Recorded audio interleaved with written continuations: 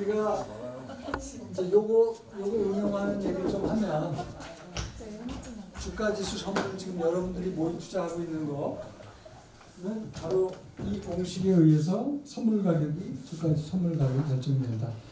저 학생이 질문했는데 요게 코스피 200의 현물 지수예요. 코스피 200의 현물 지수고 코스피 200의 선물 지수인데 이게 비슷비슷해서 헷갈리지만 여러분들이 한번 더블 체크를 할게요. 중요하니까 우리가 인터넷이 되죠 여기.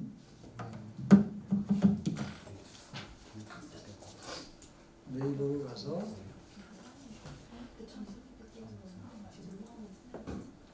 코스피 200. 자, 요거는 뭐예요? 오늘 좀 빠졌네. 현물이 빠진 거예요. 현물. 그러니까 현물 시장에서 업종을 대표하는 200개를 가중평균한 그 지수가 오늘 좀 빠진 거예요. 근데 요거랑 굉장히 요거 S0를 뜻하는 거예요. 요게 S0라고. 그게 오늘 끝날 때 지금 장 끝났나? 3시간 넘었으니까 끝났겠죠? 장 끝날 때 279.01로 끝났는데 선물은 둘이 비슷할까 많이 다를까? 비슷해. 왜 그럴까? 이 공식을 쓰니까. 이 공식을 쓰는데 요 R은 뭐겠어요? R. 금리인데 만기까지 얼마나 남았어? 아까 제일 거래가 많이 되는 만기는 6월 달 만기라고. 그럼 한 2달 남짓 남은 거예요. 그다음에 배당률 조정해주고 만기까지의 기간. 그러니까 이거는 연금리인데 여기서 조정을 해주겠지. 기간이 2달. 그다음에 배당률 조정해주고 이게 현물 가격이고 저기 코스피 200. 여기서 코스피 200 선물을 보면 조금 다르죠. 279.35, 279.01. 여기 279.01, 요건 279.35. 좀 다르다. 그거는 이 공식을 적용해서 하는데 이 공식이랑 또 안 맞을 때도 있어요. 그러면 그때 아비추아지 기회가 살짝 발생을 한 거라고 볼 수 있어. 그러면 그게 거래 비용까지 고려해서 충분히 이게 등식이 깨지면 이거 아니면 이거겠지. 둘 중에 하나겠지.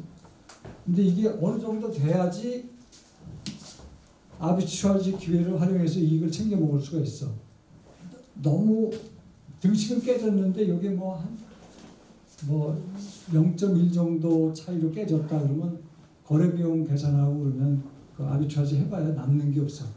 근데 거래 비용 계산하고도 충분히 많이 깨졌다 그러면 그때 아비추아지 거래가 시작이 된다고. 근데 우리 아까 학생이 얘기한 대로 그게 컴퓨터 프로그램에 의해서 기계적으로 들어와요. 지금은. 그래서 그 얘기를 지금부터 조금 할 텐데 일단 뭐 이 시기 기본 시기라는 거는 여러 번 얘기했으니까 넘어가고 요거는 여러분 몰라도 돼요. 이게 이제 니케이 225 지수가 뉴욕 증권거래소에서 거래가 되기도 하거든. 이제 그럴 때는 꽌또라 그래서 그 225 지수는 엔화로 거래되는 일본 주식이잖아. 근데 뉴욕에서 거래되는 그 니케이 인덱스 선물은 달러로 거래가 되는 거고. 그래서 그때는 조금 복잡한 얘기가 나와요. 그래서 그것까지는 우리 몰라도 되고 그냥 우리가 아는 얘기만 할게. 이 등식이 이렇게 깨진 경우, 즉 주가지수 선물이 주가지수 현물보다 더 크면 이런 경우는 항상 뭘 기억하라고 그랬어요? Buy low, sell high. 그러면은 뭘 사고 뭘 팔겠어? 자, 이런 식으로 깨졌다고 그러면 현물을 사고 상대적으로 싸니까 선물을 팔겠지. 근데 항상 현물 기준으로 현물을 사기 때문에 이거를 왜 프로그램이라는 말이 붙었냐면 이게 컴퓨터로 기계적으로 매매가 이루어지거든. 근데 현물 기준으로 본다고. 현물 기준으로 현물을 사고 지금 기준으로 현물을 사고 지금 선물을 팔기 때문에 이거를 이름하여 프로그램 매수라고 해요. 그래서 여러분들이 신문에 보면 심심치 않게 오늘 현물 주식이 많이 올랐는데 그 이유가 프로그램 매수 때문에 현물 주식이 올랐다는 얘기를 신문에서 심심치 않게 합니다. 그게 바로 이런 상황이 발생했다는 거예요. 이런 상황이 발생해서 상대적으로 싸진 현물을 어떻게 사겠어요? 이게 코스피 200 현물이라는 건 뭐예요? 현물, 여러분 주식 투자할 때 그 현물에 200개 주식을 이 프로그램 매수하면서는 동시에 사는 거예요. 동시에 사고 다른 한편으로는 코스피 200 선물을 팔고. 물론 현물 인덱스가 있으면 그걸 활용할 수도 있겠죠. 그렇지만 옛날에는 직접 주식을 샀어요. 그러면 주식을 사면 주식 사는 그 압력으로 현물 시장이 쫙 올라간다. 현물 지수가 있더라도 여전히 현물을 사야 될 거야. 그러면 그 압력으로 현물 시장이 주가가 오른다.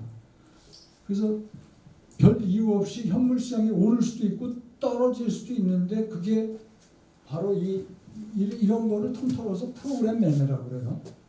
프로그램 매매가 두 종류가 있는데 이런 경우는 프로그램 매수고 이런 경우는 이 밑에 경우지. 이런 경우는 상대적으로 싼 선물을 사고 지금 코스피 200 선물을 사고 동시에 코스피 200 현물을 파는 거예요. 요거는 현물 기준으로 팔았기 때문에 프로그램 매도라고 한다. 근데 프로그램 매도가 발생하면 현물 시장은 빠져요. 그래서 이제는 여러분들이 주식 투자만 난 하겠다.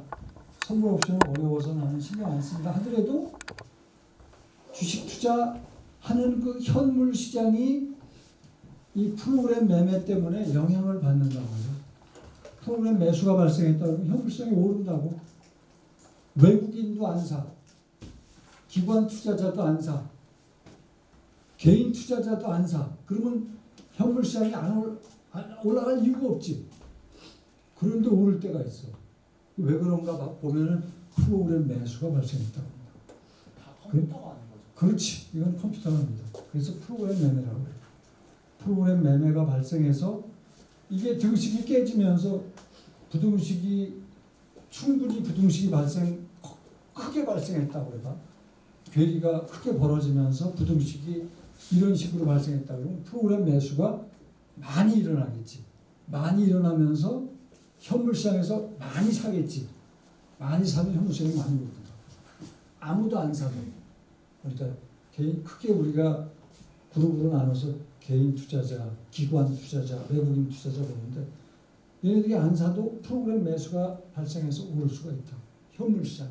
그렇죠. 프로그램 매수나 프로그램 매도는 어떻게가 제 말은 컴퓨터인지 사람이 해서 산 건지 어떻게 구분할 수 있나요? 기관에서 돌리는 프로그램에서만 그게 다 고맙게도 그게 다 통계에 잡혀요.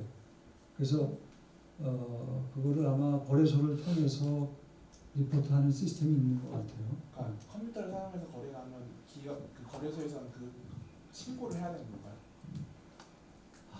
이거를 이 매매를 하기 전에 신고까지는 안 할 거야. 왜냐면 이거는 발생하면은 이익이 되는 상황이면 즉시 매매가 들어가야 되거든. 그런데 글쎄 이게 사후적으로 아마 리포트가 되는 건지 모르겠는데 통계에는 다 나와요. 그래서 심지어 신문에 기사화되니까 프로그램 매수가 뭐 얼마만큼 발생을 했고 프로그램 매도가 얼마만큼 발생을 했고. 그러면 저게 뭐 개인이나 기관이나 외국인이나 이렇게 쓰는 품목이 다 달라요? 이 원리는 똑같죠. 원리만 갖고 원리는 똑같은데 그 어떤 식으로 요새는 그 플래시 트레이딩 그래서 아주 그 컴퓨터 그 기계 싸움이거든. 그래서 누가 더 빨리 많이 매매를 하느냐 이런 거는 회사마다 외국인도 어떤 증권 회사냐에 따라 조금씩 다르겠지. 그렇지만 기본 원리는 결국 요게 이런 상황일 때 싼 거 사고 비싼 거 팔고 이거는 똑같은 거지. 근데 누가 조금 더 빨리 사느냐 늦게 사느냐 이거는 기계에 따라서 성능 차이가 좀 나겠지. 저 일반인도 할 수 있는 거죠? 일반인도 할 수 있는데 로직이잖아요. 프로그램 매매를 일반인이 하기에는 지금은 비싸요? 비싼 거보다 이게 워낙 프로들이 컴퓨터 프로그램 사용해 가지고선 여기 달라붙어 있기 때문에 이거 초창기에는 삼성증권의 그 이거 담당자가 내가 아는 잘 아는 친구였어요. 그게 벌써 20년 전이에요. 외환위기 저는 이때 그 미국에서 처음 이거 관련해서 노하우가 있다고 그래갖고 스카웃이 됐었다. 삼성증권. 근데 그때도 이제 컴퓨터 프로그램 써가지고서 뭐 하고 그럴 때 지금은 뭐 이게 굉장히 프로그램화 됐을 뿐만 아니라 이제 기관들 외국인들이 이거를 얼마나 좋은 기계를 써서 빨리빨리 처리를 하겠어. 여기에 개인이 검 하나 딱 잡고선 기관들 상대하기는 좀 역부족이 아닐까 싶어요. 프로그램 매수 매도로 돈 벌기는 쉽지 않을 것 같아요. 투자자. 자, 프로그램 매수 매도 그 이름은 여러분들이 이제 알아야 돼요. 신문에 나오는 얘기입니다. 프로그램 매수가 발생했다 이런 상황이 발생했다면 매도가 발생했다면 이런 상황이 발생했다.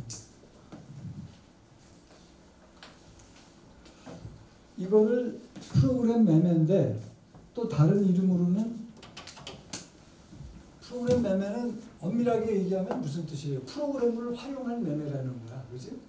그러니까 프로그램을 활용한 매매가 이게 깨졌을 때 프로그램을 활용해서 매매를 할 수도 있지만 옵션 시장에서 또 다른 어떤 등식이 깨졌을 때 활용하는 것도 또 프로그램 매매라고 그런다고. 그러니까 프로그램 매매는 사실 이거 굉장히 프로그램을 써서 매매하는 모든 것을 포함하는 굉장히 넓은 뜻이야. 근데 이거는 지금 주가 지수랑 관련된 등식이 깨졌을 때의 매매잖아. 그런 의미에서 지수 차익 거래라고도 합니다. 이게 조금 더 요 얘기랑 관련이 있죠. 요 등식이 깨졌을 때 하는 매매, 지수 차익 거래. 이걸 영어로 인덱스 아비트라지. 인덱스 아비트라지 트레이딩 또는 인덱스 아비트라지. 이게 바로 지수 아니에요. 주가 지수는 이거는 기본식이고 주가 지수는 이 등식을 만족시켜야 되는데 이 등식이 깨졌을 때 매매가 일어나는 건 컴퓨터 프로그램을 짜서 한다는 의미에서 프로그램 매매라고도 해요. 실제로 이런 식으로 깨지면 프로그램 매수, 이런 식으로 깨질 때는 프로그램 매도라고 얘기를 하지만 조금 더 정확한 이름으로 인덱스 아비트라지 또는 지수 차익 거래라고 또 많이 해요. 근데 같은 뜻이야. 근데 이거는 주가 지수랑 관련된 이 등식이 깨졌을 때 이렇게 부등식이 됐을 때 하는 매매다 그래서 지수 차익 거래라고 합니다. 지수 차익 거래. 최지수 차익 거래가 아니고 지수 차익 거래. 주가 지수 차익 거래. 이게 이제 위기 상황에서 등식이 깨졌을 때 차익 거래를 하다 보면 가격이 제대로 복원이 되면서 다시 등식으로 회복이 돼야 되는데 그게 가끔 가다가 작동이 안 될 때가 있어요. 그 대표적인 예가 87년도 10월에 블랙 먼데이인데 이때는 여러분들 태어나기도 전이겠구나. 내가 박사 공부하고 있을 때야 미국에서. 그때 다우 지수가 10월 19일 그날이 월요일이었어. 그래서 블랙 먼데이. 월요일 날 깜깜한 상황이 발생을 한 거야. 다우 지수가 하루에 30포인트 이상이 빠집니다. 지금 다우 지수가 얼마나 되죠? 그 당시에 내 기억에 한 3,000포인트 가까이 있었는데 2,000포인트 빠져, 그냥 1,000포인트 이상 빠져버립니다. 하루. 그러니까 사람들이 자기 재산, 미국 사람들은 부동산보다 주식을 재산으로 많이 갖고 있거든. 하루에 재산 3분의 1이 날아가는 거야. 평균적으로. 그래서 그날 TV에 보면 사람들이 다 이러고 있어요. 근데 왜 그런 일이 발생을 했느냐? 이 지수 차익 거래가 작동을 못했을 뿐만 아니라 우리가 나중에 이제 옵션 얘기를 하면서 이제 또 풋옵션 관련해서 그 포트폴리오 인슈런스라는 거를 이번 학기에 배울 수 있을지 모르겠는데 지수 차익 거래와 그 포트폴리오 인슈런스 매매가 같이 일어나는데 그 두 개가 다 시장을 악화시키는 방향으로 작동이 안 되면서 폭락을 한 거예요. 그래서 그 포트폴리오 인슈런스 그 옵션에서 배우게 될 그것과 지수 차익 거래를 연결해서 이 블랙 먼데이의 하루에 지수가 30% 이상 빠진 그 사건을 설명을 할 수가 있습니다. 그런데 그걸 이해하기 위해서는 우리가 옵션까지 이해를 해야 되기 때문에 지금은 그 블랙 먼데이 폭락 사건의 한 반 정도가 이 지수 차익 거래가 문제가 생겼다는 거지. 나중에 기회가 있으면 이거 조금 더 보완 설명을 할게요. 그 정도로밖에 설명이 안 되겠네. 그 다음에 이제 요것도 국제 재무 이론 공부를 하면 굉장히 중요한 시기입니다. 이게 나한테 금융시장 수업 들은 학생들 혹시 있죠? 그때 배웠던 이자율 평가 등식이라고 혹시 기억나요? Interest Rate Parity가 바로 이 등식 똑같아요. 그때는 아마 여러분들이 조금 다른 폼으로 봤을 거야. 일단 이걸 좀 쓸게요.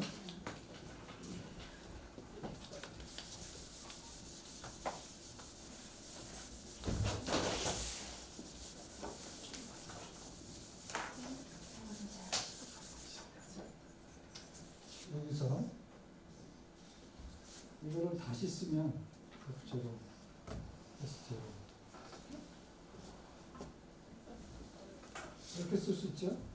그 다음에 2에 R 마이너스 RF T인데 그거는 2에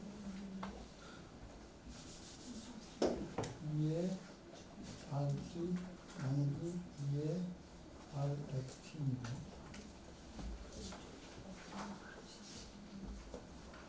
이걸 다시 쓰면 F0 나누기 S0는 여기 아까 이거랑 같다 그랬죠? 이거랑 같다 그랬지? 그래서 이런 식으로 쓰기 때문에 1 플러스 R T 1 플러스 R F 이렇게 씁니다. 그러니까 이전 평가 등식으로 그 국제 재무 이론에서는 이런 식의 공식으로 표현되기도 하는데 같은 식이에요, 사실.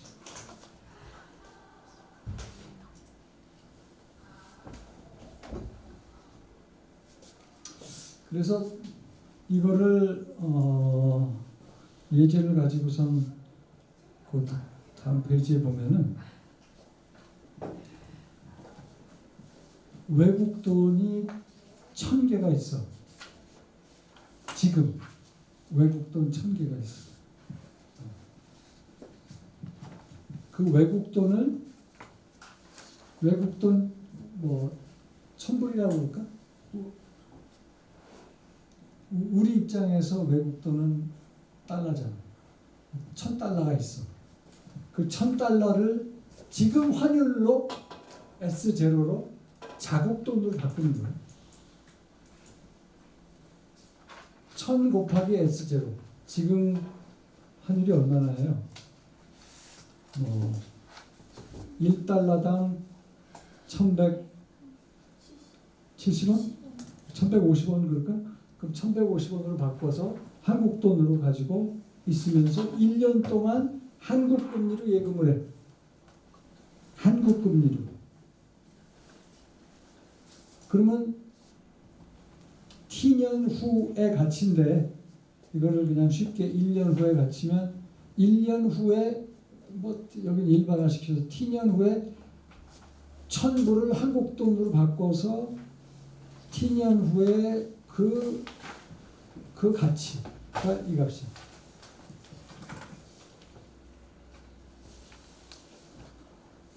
그러니까 여기는 1,000달러로 돼 있지만 1,000달러 곱하기 환율 하면 한국 돈입니다. 그러면은 얼마가 되나? 여기 예제가 있으니까 아예 예제를 보고 합시다. 여기 내가 예제를 지금 현재 환율 1,190원. 지금 환율이 그렇다는 얘기야. 그러니까 얘가 그런 거예요. 실제로는 지금 환율이 좀 다르겠지. 그리고 선물 선동 환율이 그러니까 1년 T를 1년으로 봤어. 1달러에 1,201원 96점. 그리고 한국 금리는 2%, 미국 금리는 1%로 놓고 이 식이 왼쪽이 오른쪽이랑 똑같다는 거는 결국 저 식은 어떻게 다시 쓸 수 있냐면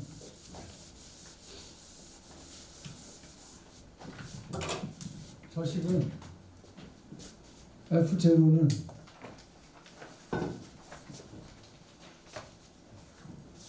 이에 여러분이 저 지수 공부한 지 조금 됐기 때문에 좀 천천히 할게요. S0 곱하기 2의 RFT인데 요거는 S0 곱하기 2의 RT 곱하기 2의 RFT란 말이야. 그지? 그럼 요게 저쪽으로 넘어갈 수 있지. 그러면 F0 곱하기 2의 RFT는 지수승으로 S0 곱하기 2의 RT랑 서로 같겠지. 그러니까 이 공식으로부터 이게 왼쪽과 오른쪽이 서로 같다라는 거를 지금 예를 들어 보여주는 거야. 근데 왼쪽과 오른쪽의 의미는 뭐냐? 지금 여러분 교재에서 설명이 되고 이 PPT에서 설명이 되는 이 예는 뭐냐면 양변에다가 1,000을 곱해주자 이거예요. 외국 돈 하나 1달러 있을 때를 생각해도 마찬가지인데 외국 돈 1,000불 있을 때 생각을 하면 이렇게 되지 않겠냐 이거지. 그럼 1,000 곱하기 S0 2의 RT. 이것의 의미는 뭐냐? 외국 돈 이거 1,000달러라고 그래봐. 1,000달러. US 달러.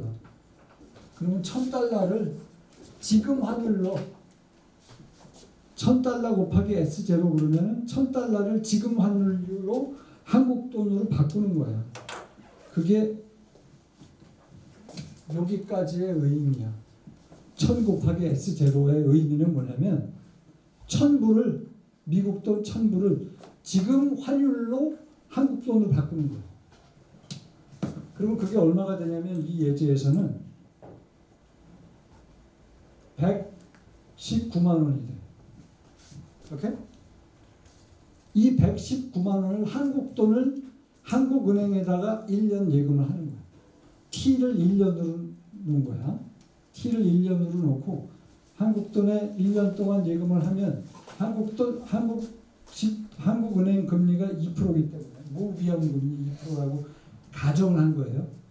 그러면 119만 원이 이런 기호 이제 낯설지 않죠. 1 플러스 0.02 그래서 1년 후에는 이건 복리 계산한 거 연속 복리 요만큼이 돼요. 1년 한국 돈으로. 오케이?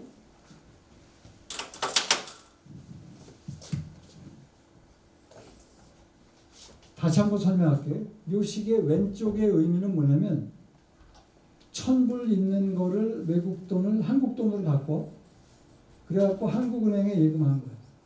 그랬을 때 1년 후 한국 돈 가치가 1,214만 얼마가 나오는 거예요. 아니 1,200이 아니에요. 쏘리 121만 4천 얼마가 나오는 거예요. 오케이? 자, 그러니까 1,000불을 지금 환율로 한국 돈으로 바꾼 다음에 1년 동안 한국 은행에 예금했을 때 가치와 비교를 하는 게 뭐냐면 1,000불을 미국 은행에 예금을 하자 이거예요. 지금 1,000불을 미국 은행에 예금하는데 대신 1년 후 선물 환율로 1년 후에는 이거를 한국 돈으로 바꿔. 1년 후에. 그러니까 일단은 미국 은행에 예금을 하는 거야. 1,000불을 미국 은행에 예금을 하면 1년 후 가치는 어떻게 될까? 이렇게 되겠지. 1년 후 가치. 이건 미국 금리니까. T는 1년. 그러니까 이거는 여러분 좀 헷갈리면 1,000불 곱하기 미국에서 미국 금리로 1년을 견디는 거야. 또는 T년을 견디는 거야. 그러면 T년 후의 가치는 이렇게 될 거 아니야. 이거를 왜 곱하기 F0를 해줘요? 왜 여기다가 F0를 해줘? 선물 계약으로 1년 후에 여기서 T는 1입니다. 이 예제에서는 1년 후에 그 미국에서 1,000불을 1년 동안 미국 은행에다가 예금하고 만들어지는 그 돈을 선물 환율로 선도 환율로 이걸 한국 돈으로 바꾸는 거예요. 그랬을 때 그 가치가 같아야 돼, 달라야죠. 제대로 작동하는 외환 시장에서 같아야 된다. 안 그러면 아비트라지기야. 내 돈 없이 위험 부담 없이 확실한 이익을 챙길 수 있는 기회.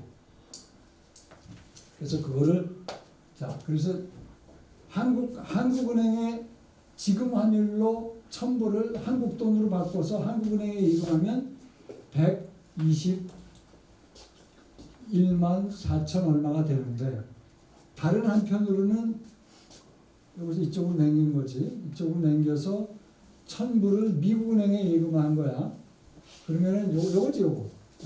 1,000불을 미국은행에 예금하면 지금 미국 금리를 1%라고 했기 때문에 1년 후에 미국에서 만들어지는 돈이 1,010불 5점이 되는 거야. 그지? 근데 이거를 선물 환율로 얼마로? 1달러에 1,201.96원으로 선물 계약을 지금 해서 그 미국은행에서 만들어지는 1,010.05불을 이 선물 환율로 원화로 바꾸는 약속을 지금 할 수 있단 말이에요. 그랬을 때 그 가치는 똑같다. 이게 다르면 싼 거 사고 비싼 거 팔면서 역시 쉽게 돈 벌 수 있는 기회가 생깁니다. 그 예제를 금융시장 수업 들은 학생은 한국에 사는 철수, 미국에 사는 존 그래서 예제를 했습니다. 그런데 필요하면 그 예제를 내가 보여줄 수도 있는데 이 등식이 깨지면 이제 아비타지 기회가 발생하는 거지. 만들어지는 건데 그 기회가 안 만들어져야 된다는 거잖아요. 그렇지. 그래서 이 콜이 반드시 성립을 해야 된다. 시스템을 유지시키는 게 정부에서 그런 걸 아비타지기가 없애게 그걸 만들어 주는 건가 아니면 정부가 하는 게 아니라 투자자들이 하는 거지. 이것도 내가 옛날에 체이스 맨하탄 외국인 은행에서 일을 했었다고. 거기 트레저리 디파트먼트에서는 걔네들 하는 일이 이 등식이 깨질 때 기다리는 거야. 그래서 깨졌을 때 싼 거 사고 비싼 거 팔고 아비트라지 하는 거야. 이게 그 국제 금융 시장에서는 굉장히 중요하게 생각하는 등식입니다. 그게 다른 이름으로는 interest rate parity, 이자율 평가 등식으로 알려져 있는 거예요. 그런데 저게 깨지면은 사람들이 달려드는 거지. 싼 거 사고. 그러니까 이것도 똑같아요. 이게 이렇게 깨졌다. 이렇게 깨졌다. 그럼 이거 사겠지. 현물 시장에서 지금 달러를 사고 선물 시장에서는 팔고. 그러면서 1년 후에 또 그거에 기초해 가지고서 매매를 하면서 이익을 챙기는 거예요. 이렇게 되면 이거 사고 이거 팔고. 기본적으로 환율을 바꾸는 원인은 수요와 공급인데 그렇지. 그 수요와 공급이 그러니까 수요와 공급에 비해서 과평가되지 않게 만들어주는 저 등식. 수요와 공급은 선물 시장에도 수요와 공급이 있고 현물 시장에도 수요와 공급이 있어서 선물 가격, 현물 가격이 따로따로 형성이 되는데 이 파생 상품의 묘미는 뭐냐면 그렇게 형성된 선물 가격과 현물 가격 사이에는 반드시 이런 등식 관계가 성립해야지 이 등식이 깨질 때 아비트라지 기회가 발생한다는 거지. 그래서 주가 지수 선물이나 외환 선물은 여기에 쳐다보는 사람들이 너무 많기 때문에 이 등식이 깨질 때를 사람들이 이제는 안 보고 컴퓨터 프로그램을 짜가지고 프로그램에 의해서 자동 체크를 하게 돼 있으니까 개인들이 껴들어가고 먹기가 좀 쉽지가 않단 말이야. 그런데 선물 중에서도 글쎄 우리나라 그래서 잘 모르는 그런 날씨 선물, 오렌지 선물 이런 거는 조금 먹을 거리가 있는지 모르겠어요. 그러니까 이런 거는 미국 놈들이 하여튼 기가 막히게 이런 시장에서 좀 먹을 게 있다 그러면 프로그램 착해바로 하는 거예요. 이제는 컴퓨터 싸움이에요. 어떻게 보면. 그래서 월가에서 좀 잘 나가는 애들이 금융을 하면서 컴퓨터를 하는 거예요. 동시에. 그래야지 잘 팔려요. 웬만한 건 다 프로그램 짜고 그냥 프로그램 트레이딩 해버리니까. 알고리즘 트레이딩을 그냥 해버리니까. 그러니까 운하니가 생각을 잘한 거예요. 파이썬. 요새 그 프로그램 랭귀지 배운다. 그래서 금융에 관심 있는 학생은 앞으로는 그런 것도 좀 알아야 돼요.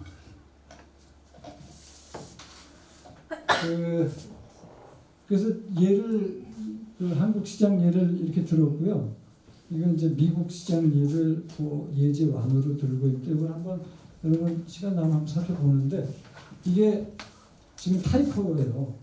이거 환율 배운 사람들은 알겠지만 자국 통화를 달러로 했을 때 환율이 간접 표기가 되려면 자국 통화가 분모로 들어가야 돼요.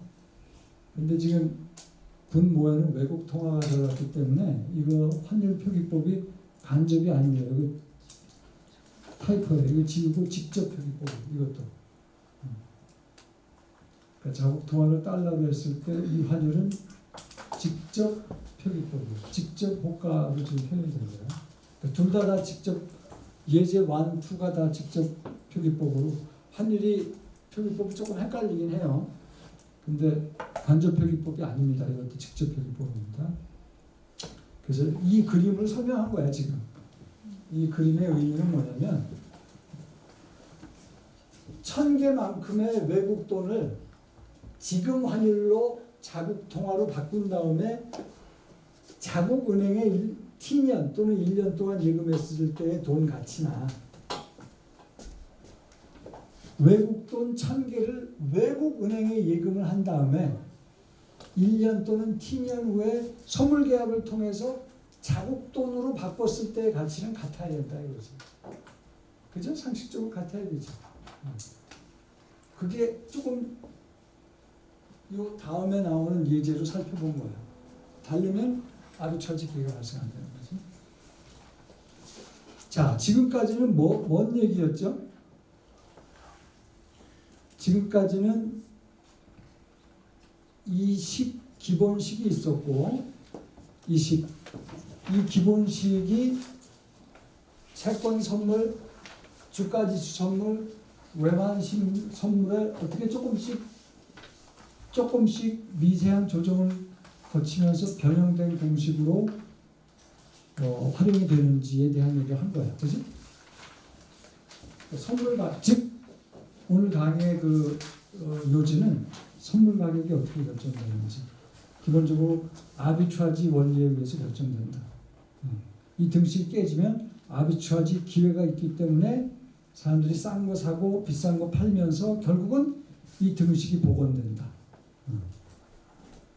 근데 이 기본 등식은 조금 미세한 조정과 변형을 거칠 필요가 있는 게, 채권 선물의 경우는 채권 이자를 고려할 필요가 있고, 그래서 빼줘야 되고, 주가지수 선물의 경우는 주식 배당금 고려해서 빼줄 필요가 있고, 외환 선물의 경우는 이렇게 외국 금리를 고려해서 빼줄 필요가 있다. 그래서 모두 지금까지 얘기한 거는 선물 선도 가격에 대한 얘기였습니다. 근데 지금부터는 조금 다른 얘기를 해요. 선도 계약의 가치야. 선도 가격이 아니고, 선물 가격이 아니고, 선물 가격, 선도 가격은 어떻게 결정돼요? 이렇게 결정돼요. 선물 선도 가격은 이렇게 결정되는데,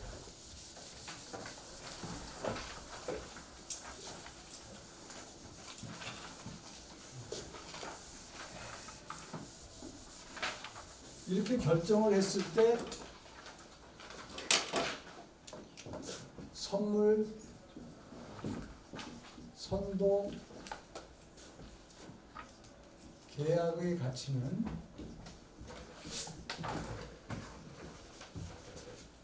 계약 당시 항상 제로입니다.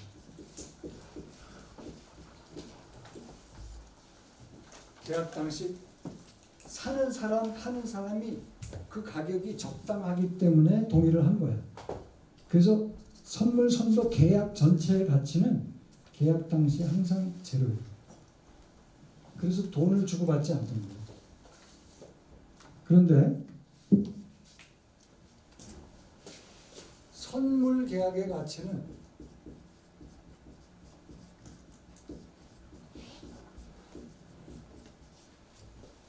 매일매일 일일 정산을 하기 때문에 제로가 돼요. 선물 계약은 매일매일 돈을 주고받아. 일일 정산을 통해서. 그 돈을 주고받는 일일 정산 행위로 말미암아 매일매일 선물 계약의 가치가 제로가 되도록 하고 있어요. 유지가 돼요. 제로가 유지. 계약, 그러니까 선물 계약은 계약 당시에도 선물 계약의 가치가 제로고, 그리고 매일매일 일일 정산을 하기 때문에 선물 계약은 매일매일 제로로 유지가 돼요. 만기일까지. 그런데 선도 계약은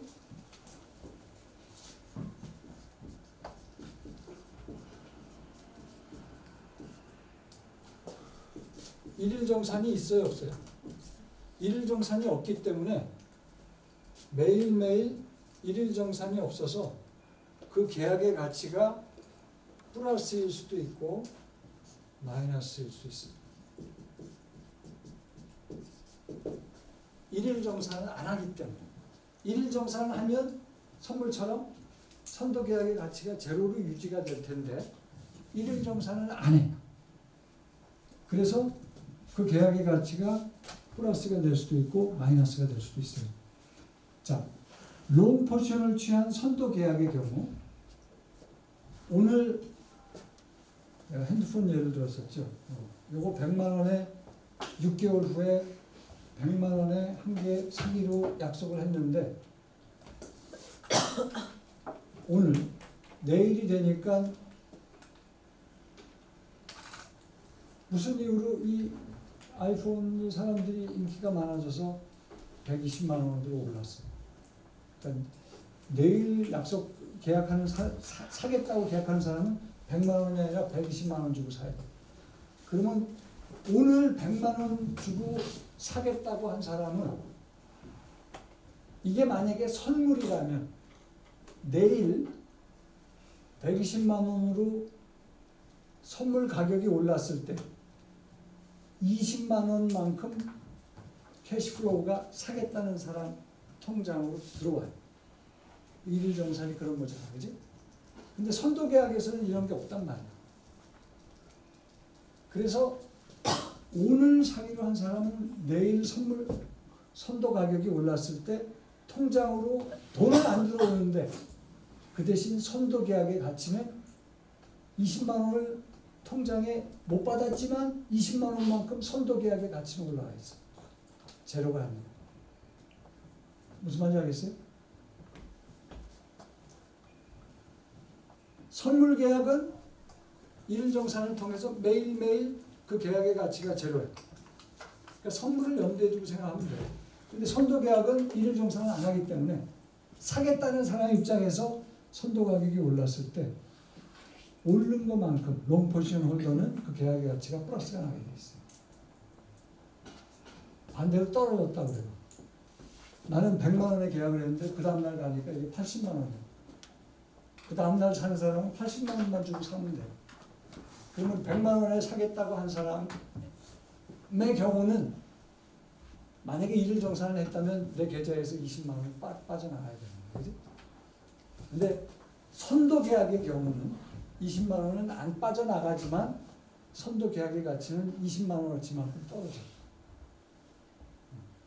그것만 이해를 하면 되는데 그거를 수식으로 설명한 게 그 다음 페이지에 있는데 이것까지는 여러분들이 이해할 수 있으면 좋은데 뭐 이해 못해도 괜찮아요. 이게 원래 계약할 때 100만 원 핸드폰을 100만 원에 사기로 한 롱 포워드 컨트랙트의 경우 이게 100만 원이에요. 근데 그 다음날 핸드폰 가격이 120만 원으로 올랐어. 그럼 내 계좌에 120만 원 빼기 100만 원이 들어와야 돼. 그 다음날. 근데 이건 뭐냐? 이건 현재 가치화 시킨 거예요. 내일 120만 원 빼기 100만 원, 그래서 20만 원이 내일 내 계좌에 들어오면 그걸로 내일 선물 계약에서는 일일 정산을 하면서 선물 계약의 가치를 제로 만드는데 내일 20만 원이 들어오는데 내일 20만 원이 오늘 땡겨서 내일 20만 원이 오늘 가치는 얼마냐가 바로 이거. 이것에 의미는 그거예요. 헷갈리면 그냥 잊어버리세요. 중요한 건 이것만 아세요. 이거 선물 선도 계약의 가치는 계약 당시 항상 제로다. 선물 계약의 가치는 일일 정산을 통해서 매일 제로다. 선도 계약의 가치는 일일 정산을 안 하기 때문에 내가 선도 계약으로 핸드폰을 100만 원에 샀는데 선도 가격이 올랐다. 그러면 플러스다. 선도 가격이 떨어졌다. 그러면 마이너스다. 내 계좌에 돈은 들어오지 않지만 내가 100만 원에 사기로 한 6개월 후에 100만 원에 사기로 한 이 핸드폰 선도 계약이 내일 150만 원으로 계약이 되고 있다. 그러면 나는 참 기분이 좋은 거 아니야. 선물 계약에서는 그 차이만큼 내 계좌로 돈이 들어오는데 선도 계약에서는 일일 정산이 없기 때문에 돈은 안 들어오지만 이 계약의 가치는 더 이상 제로가 아니고 플러스가 됩니다. And vice versa. 사기로 했는데 가격이 떨어지면 선도 계약의 가치는 이제 마이너스가 되겠지. 자, 요건 또 뭐냐? 자, 지금까지는 선물 선도 가격이 똑같다고 그랬어요. 그리고 실제로도 거의 비슷해요. 2의 RT죠. 이 기본 공식이죠.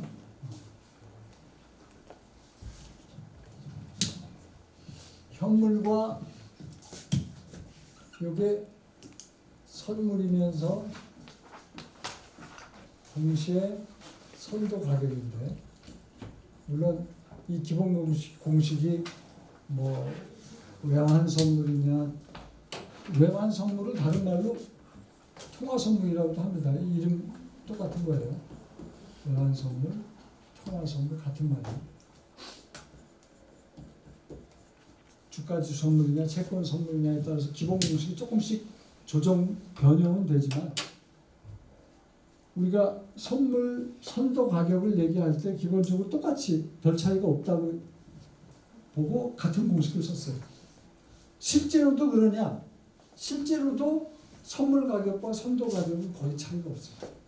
그러니까 우리가 지금까지 배웠던 기본 공식 또 기본 공식을 조금 변형한 공식을 그대로 사용해도 괜찮아요.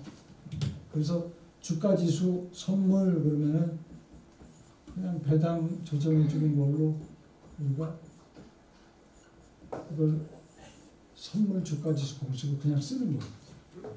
그래서 선물 선도 가격은 실제로는 거의 차이가 없기 때문에 우리가 배웠던 기본 공식 그 다음에 기본을 조금 변형하는 공식을 그대로 쓸 수 있다. 이게 제일 중요한 거야. 포인트 넘버 원. 그게 선물 선도 가격은 실제로 거의 차이가 없기 때문에 기본 공식과 변형 공식을 그대로 같이 쓴다. 그게 포인트 넘버 원. 포인트 넘버 투. 근데 정말 그러냐? 선도 가격과 선물 가격은 이론적으로는 그러면 차이가 없는 거냐? 이론적으로는 조금 차이가 있어요. 근데 실제로 그 차이는 무시할 만하다는 얘기야. 그럼 이론적으로는 어떻게 차이가 나느냐? 그 이론적인 차이는 뭐와 뭐에 대한 이론적인 차이? 선물 가격과 선도 가격의 이건 이론적인 차이예요. 실제적으로 거의 차이가 없다고 그랬어. 실제적으로는 차이가 없어. 그래서 같이 써요 공식을. 이론적인 차이는 있다. 그리고 그 이론적 차이는 금리와 관련이 있다. 조금 더 구체적으로 금리와 기초자산의 상관관계가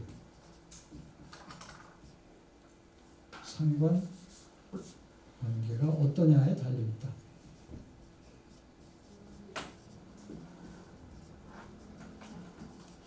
자, 기초자산 가격이 오를 때 선물 가격도 오릅니다. 왜? 기초자산 가격이 이게 기초자산 현물 가격이 오를 때 선물 가격도 올라요. 근데 우리가 기초자산 현물 가격을 보지만 기본적으로 그 얘기는 금리랑 선물 가격과의 상관관계라고 봐도 이게 같은 얘기야. 이 얘기는 결국 금리와 선물 선도 가격의 그 상관관계라고 봐도 같은 얘기예요. 이거는 기초자산 현물 가격을 본 거고 현물 가격. 이건 어떻게 생각하면 되냐면 자, 내가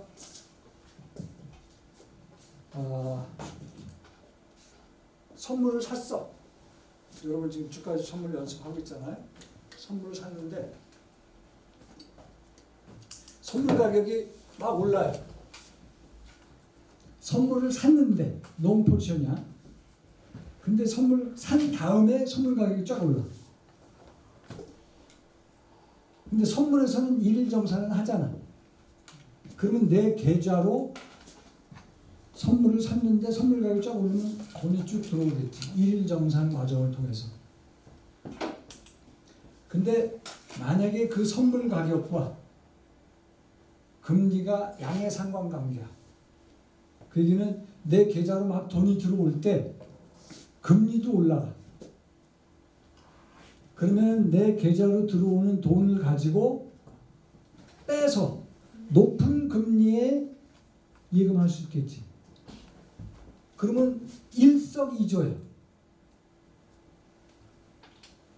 이렇게 양의 상관관계가 있을 때 금리와 선물 가격과 양의 상관관계가 있을 때 일일 정산을 할 수 있다는 것은 일일 정산을 못하는 거에 비해서 유리할까 불리할까? 유리해요. 따라서 이렇게 상관관계가 양일 때는 선물 가격이 선도 일일 정산을 못하는 선도 가격보다 조금 높아요. 왜? 여기서는 일일 정산을 하기 때문에 내가 샀는데 지금 내 계좌로 돈이 들어와. 그러면 돈 들어오는 거 가지고 높은 금리로 재테크할 수 있기 때문에 좋고. 자, 양의 상관관계면 돈이 빠져나갈 때 금리는 어떻게 될까? 이게 서로 같이 움직인다고 가정을 하면 내가 주가지수 250에 샀는데 220, 200, 190 떨어져. 그러면 계속 나는 돈을 잃겠지. 일일 정산하면서 돈을 잃으면 그 상황이 내가 어디선가 돈을 빌려서라도 내 계좌에 돈을 집어넣어야 되는 상황이야. 그런데 다행히 양의 상관관계 때문에 떨어질 때 금리도 떨어져. 그러면 돈 빌리기가 쉽겠지. 이렇게 양의 상관관계가 양일 때는 일일 정산 한다는 것 자체가 나한테 유리한 거예요.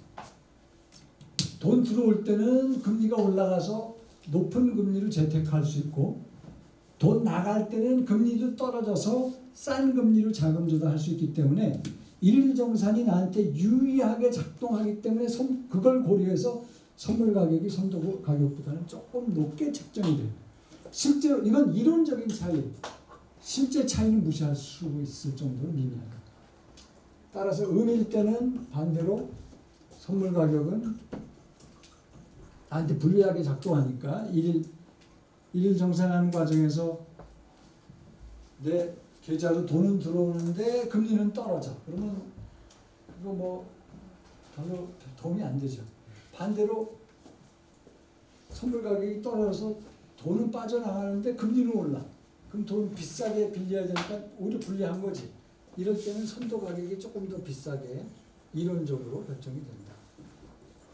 요거는 이론적인 차이다.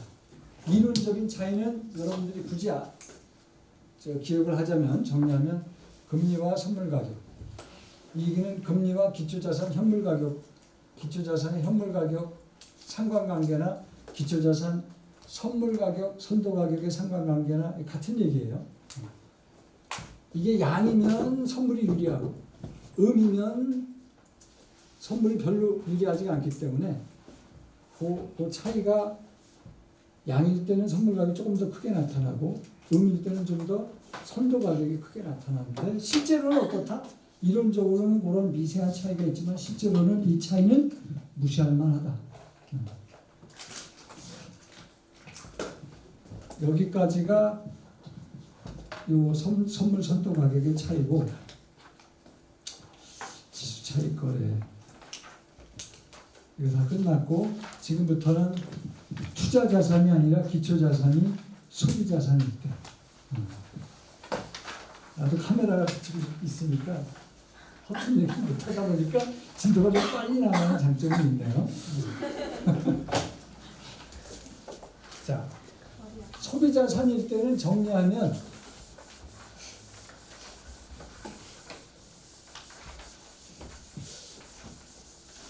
등식이 아니고 부등식으로 성립한다. 기초자산이 투자자산일 때는 반드시 등식으로 성립돼요. 근데 기초자산이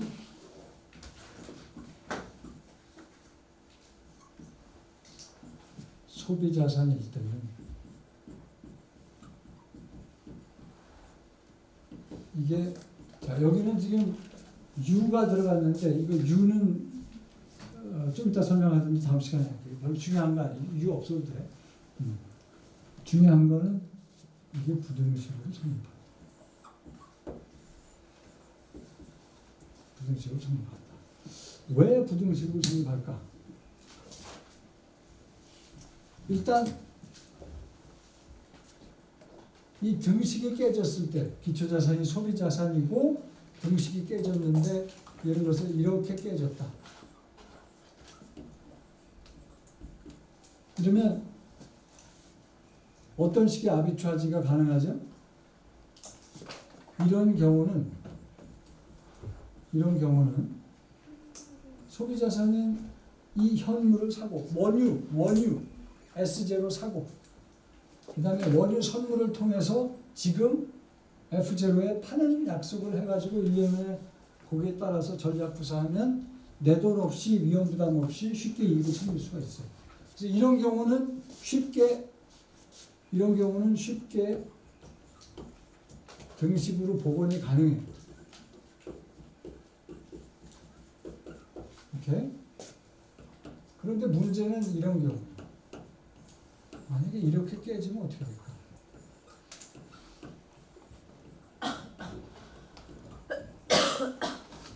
이렇게 깨져, 이 등식이 이런 식으로 깨져버리면 소비자산인 S0를 공매를 해야 돼.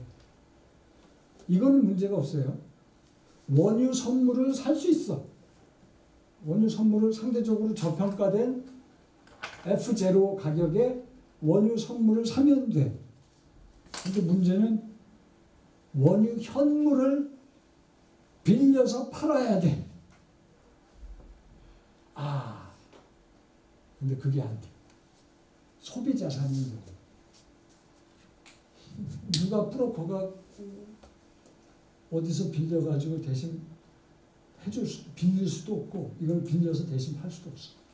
이 소비자산인 경우 원유 현물을 공매가 소비자산의 경우 공매가 불가하기 때문에 이게 이런 경우는 복원이 안 되는 거야. 그래서 이게 그대로 부등식으로 남아 있고 이런 경우만 등식으로 환원이 돼서 기초자산이 소비자산일 때는 이런 식으로밖에는 등식이 완전하게 복원이 안 되는 거야. 소비자산의 예가 뭐가 있나요? 원유. 오렌지. 오렌지도 소비자산으로 보나? 소비자산이 어떤 걸 말하나요? 그러니까 투자 용도로 투자 목적으로 미리 매집을 해놓을 수 있으면 그건 투자 자산이에요.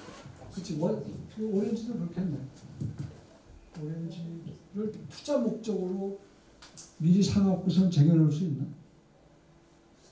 썩잖아요. 그렇지. 근데 이제 냉동 처리하고 그러면 가능한가? 그렇지. 그러니까 옛날에 뭐 사재기 같은 것도 하고 그러잖아. 그래서 투자 자산으로 투자 대상이 되는 게 투자 자산이야. 투자 목적으로 미리 이렇게 사놓을 수도 있고 사재기가 가능한 것들. 그러면 근데- 그렇게 치면 원유도 어떻게 보면 투자 자산 될 수 있는 거 아니에요? 어느 정도는 그럴 수 있지만 이게 이제 프랙티컬하게는 쉽지 않다는 거지. 그럼 예를 그래서 금 같은 거는 투자 자산으로 본다. 금. 소비자산 금리하는 그렇지. 투자 목적으로 사잖아, 사람들이. 투자 목적으로. 구리 같은 거는 근데 소비자산으로 봐요. 구리도 사실 투자 목적으로 좀 쟁여놓을 수 있을 것 같은데 일반적으로 그렇게까지는 사람들이 안 하니까. 이게 이게 예를 들어 문제가 나오면 이게 딱 주어져요. 소비자산으로 산 원유를 이런 식으로. 안 되면 어떻게 보면 주게 되는 거잖아요. 근데 뭐 하여튼 구리 원유 같은 건 일반적으로 소비자산으로 봐요. 소비자산은 좀 공매도, 그러니까 거꾸로 공매도가 어려운 자산 그런 걸 소비자산으로 본다고 생각하면 되겠지. 자, 그러면 여기만 하고 끝낼게요. U는 뭐냐? 이건 저장 비용이야, 저장 비용. 자, 저장 비용. 원유를 내가 6개월 후에 지금 사면 원유를 저장하는 비용을 고민을 해야 돼. 그게 만만치가 않아. 그런데 지금 현물로 안 사고 원유를 6개월 후에 사는 선물로 사면 6개월 동안의 저장 비용은 선물 계약을 통해서 줄일 수가 있어.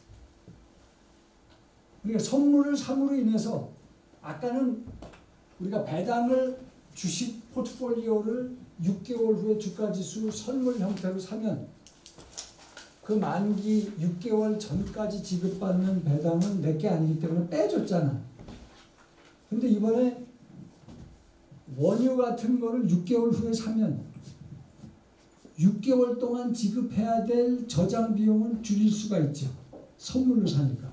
그래서 더해준 거예요. 이렇게 더해준 거예요. 이거는 저장률, annualized 된 저장률. 이게 연금리잖아. 요거는 annualized, 연 금리 형태로 그 비율로 만든 저장률, annualized 된 저장률이고, 그거를 현재 가치로 쓴 게 요거야. 그러니까 이거나 같은 식이에요. 수학적인 차이만 있을 뿐이지. 근데 왜 도와줬느냐? 왜 더해줬느냐? 이건 저장 비용이고 선물로 사게 되면은 줄일 수 있는 비용이기 때문에 거꾸로 더해준다. 빼주고 더해주고 좀 헷갈리죠. 그러니까 조금 정리는 필요해요. 그래서 오늘 사실 기본적인 등식의 경우에 해당하는 투자자산, 부등식의 경우에 해당하는 소비자산인데, 소비자산의 경우는 저장 비용까지 고려해서 쓴 등식이 바로 이거를 현재 가치로 쓸 수도 있고 연율로 쓸 수도 있어요. 같은 등식이에요. 이 등식이나 이 등식이랑 같은 식이야. 그래서 요거를 한꺼번에 묶어서 다음 시간에 정리를 하겠습니다. 출첵해야 돼. 큰일 났다. 43분 아직 가능해. 아직 가능해.